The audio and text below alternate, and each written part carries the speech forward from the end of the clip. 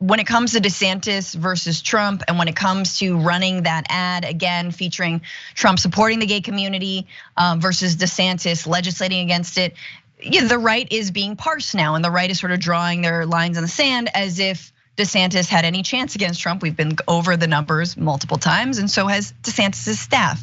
But that being said, there is a group called Gays Against Groomers, and one of the officials in that group is now stepping down and saying that because the founder of the group actually has ties to DeSantis and he's learning about them, he's out. So this is David Leatherwood is his name. He said, today I would like to announce I'm formally resigning from my board position with Gays Against Groomers and withdrawing my involvement from the organization. I will always support the mission of GAG, which is truly the most unfortunate name if you run a Gays Against, don't call you, okay.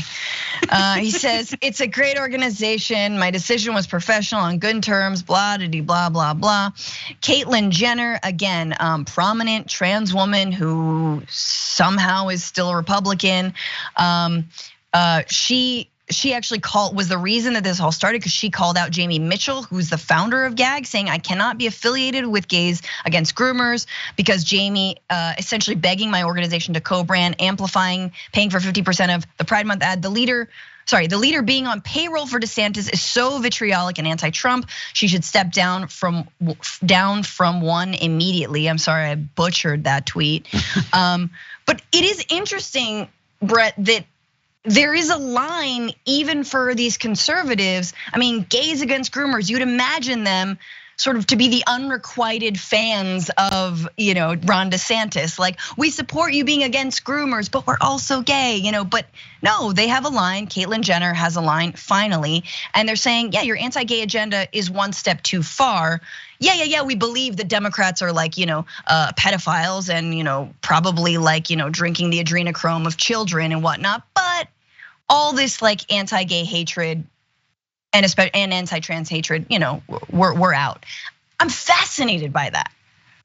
So in politics, there's kind of two operators you kind of identify. One is the DeSantis type and one is the Trump type. One is DeSantis is going to do testing, polling, studying to make sure that he absolutely is taking the right position and leaning into it, coming up with that pregame plan to play the game, and he plays it.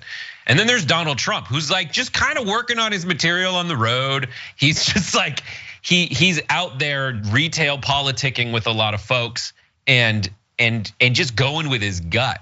And his gut is telling him like DeSantis is going too far. And that gives Trump a lot of power because he can change his positions whenever he wants. But if DeSantis does, he is over because it's all, people met him that way. Yeah. People met Trump in Home Alone 2, and The Apprentice, and they just are there for general energy. And that energy that's attracted to Trump is the energy that likes how like rawly awful he is in a way that's like ends with an elbow, like, am I right, buddy? And and then Ron DeSantis absolutely is just gonna he's just gonna be this person until it either works or doesn't for him, as he hopes that Trump goes to jail. Right. Yeah, exactly. It's not gonna happen for you, buddy. But again, I think it is really important. And again, I don't wanna like hashtag no Nancy Pelosi here, but I think it is important for the right to realize that there cannot be a group called Gays Against Groomers because the whole anti-groomer agenda is founded upon being homophobic. That's it. That it is not a slippery slope. It is the same soup of conflating. Oh, you're worried about the kids with. No, we actually just don't want gay people around. We don't want to talk about it. We don't talk about same-sex marriage. In fact, we're going after same-sex marriage next. And drag queen shows are just sort of our on-road into that. It's the same thing. Just like MAGA and that hatred, again, while once invited and welcomed gay folks into its fold, is ultimately a fascist agenda. And that is a white supremacist, like cis hetero agenda. Oh, I'm sorry, I said a slur according to Elon Musk.